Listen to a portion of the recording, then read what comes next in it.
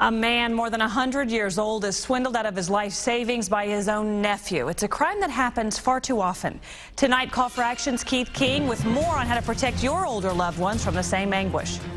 Krista, Cecil Starbuck was the type of guy who saved every penny, and very late in life, he realized his savings was gone, taken by a nephew who was in his 70s, a guy who thought he could get away with it, but didn't.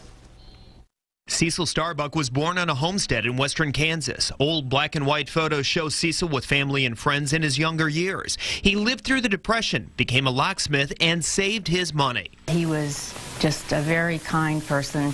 His great niece has fond memories. Just an independent guy, always wanted to pay his own way. Late in life, a nephew, Arthur Marsh, came to live with Cecil. Marsh had been gone from the family for decades. When Cecil slipped and fell, other family got involved. They realized Cecil's life savings, $300,000, was gone. I think it was almost incomprehensible to him that he no longer had that, and that he worried so much that he was going to be dependent upon someone else.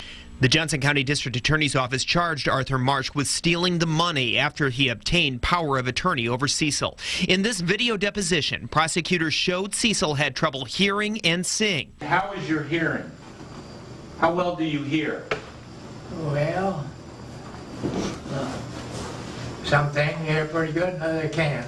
And didn't understand that he had signed authority to his nephew. Prosecutors say these are difficult cases. Many times it requires us to do a very extensive investigation to determine whether or not that person was of sound mind to give power of attorney, and that's really one of the key components of it.